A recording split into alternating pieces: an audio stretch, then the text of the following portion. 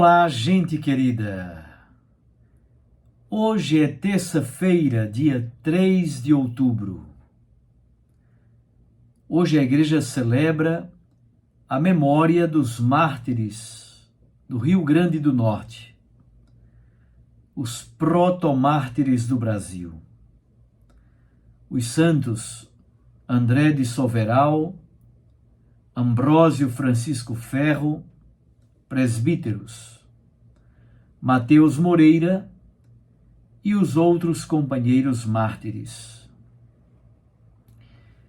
E o texto do Santo Evangelho de hoje é de Lucas, capítulo 9, versículos 51 a 56. Estava chegando o tempo de Jesus ser levado para o céu. Então ele tomou a firme decisão de partir para Jerusalém e enviou mensageiros à sua frente. Estes puseram-se a caminho e entraram num povoado de samaritanos a fim de preparar hospedagem para Jesus. Mas os samaritanos não o receberam, pois Jesus dava a impressão de que ia a Jerusalém. Vendo isso, os discípulos Tiago e João disseram: Senhor, queres que mandemos descer fogo do céu para destruí-los? Jesus, porém, voltou-se e os repreendeu. E partiram para outro povoado. Palavra da salvação. Glória a vós, Senhor. Minhas irmãs e meus irmãos, a igreja hoje celebra a memória dos protomártires do Brasil, isto é, os primeiros mártires. Eles foram martirizados no século XVII, nos engenhos de Cunhaú e Uruaçu, na Arquidiocese de Natal, hoje. Em 1645, no dia 15 de julho, na capela de Nossa Senhora das Candeias, no engenho Cunhaú, hoje município de Canguaretama, no Rio Grande do Norte, aconteceu o primeiro massacre de católicos por parte de holandeses calvinistas, associados também a indígenas, especialmente tapuias.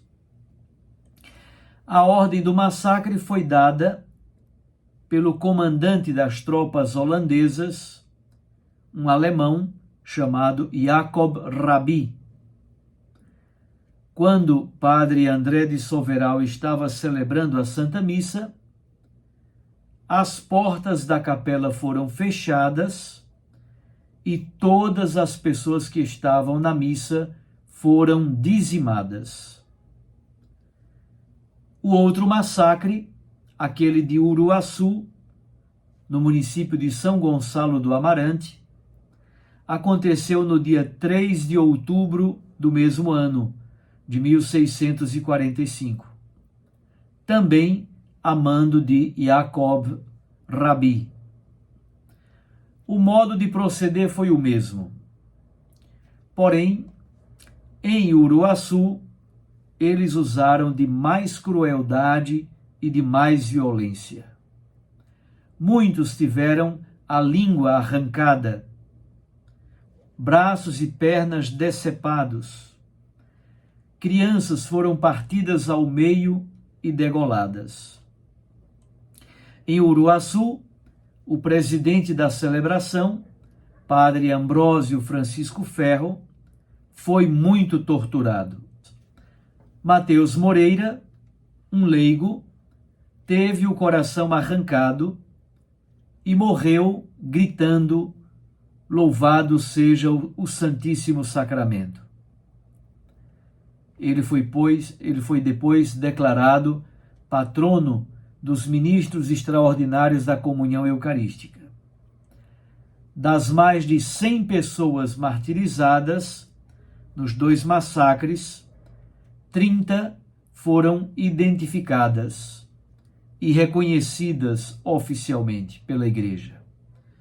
Foram beatificadas no dia 5 de março do ano 2000 e foram canonizadas no dia 15 de outubro de 2017. Vamos agora ao texto do Santo Evangelho. O texto do Evangelho de hoje demarca o início da subida de Jesus para Jerusalém. Não é somente uma subida física, é muito mais uma subida teológica, uma subida existencial, espiritual. Parece muito com aquela subida de Abraão, levando Isaac consigo para o Monte Moriá, lá no capítulo 22 do livro do Gênesis.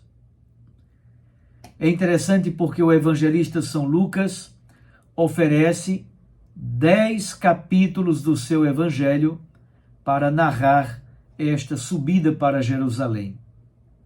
De Lucas, capítulo 9, versículo 51, até Lucas 19, versículo 27. A esse caminho que conduz à cruz, à ressurreição, à ascensão e a Pentecostes, o evangelista São Lucas dá o nome de ascensão ou de subida. De fato, quem está em Jerusalém desce para qualquer outra parte do país. Quem está na Galileia sobe para Jerusalém, porque Jerusalém está praticamente a 1.000 metros de altitude. Em Jerusalém acontece todo o mistério da salvação. O evangelista diz que Jesus tomou a firme decisão de subir para lá. Ele tem consciência daquilo que está por vir. Estando na Galileia, havia 2 caminhos para Jerusalém. O primeiro caminho, que era mais usado, seguia o vale do Rio Jordão até Jericó, e chegando em Jericó, se subia para Jerusalém, uma viagem de mais ou menos 42 quilômetros. Mas havia outro caminho, que era o caminho das serras da Samaria, a cordilheira central da Galileia até Jerusalém. De propósito, no começo de sua viagem, Jesus prefere o caminho pela Samaria. Os samaritanos eram considerados impuros. Por isso, as dificuldades já aparecem na primeira cena. Jesus não é acolhido num povoado dos samaritanos. Como disse, ao longo da história da salvação, os samaritanos, por causa de muitas dominações estrangeiras, eles se misturaram com povos pagãos. Além disso, eles tinham um templo no Monte Garizim, concorrente com o Templo de Jerusalém. É por isso que João e Tiago pretendem mandar fogo do céu. Jesus logo os repreende. Eles ainda não compreenderam a lógica do poder proposta por Jesus e também eles não haviam compreendido para onde eles estavam caminhando, para onde eles estavam subindo. Quase no final da viagem para Jerusalém, depois da cura, há um samaritano prostrado diante de Jesus e ele é o único a voltar para agradecer o dom da cura. Então veja, no processo catequético do evangelista São Lucas, há um crescendo entre a primeira cena e a cena do leproso samaritano curado e que volta para agradecer.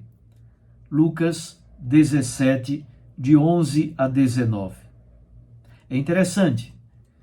Na primeira cena, os samaritanos não acolhem Jesus e querem matá-lo.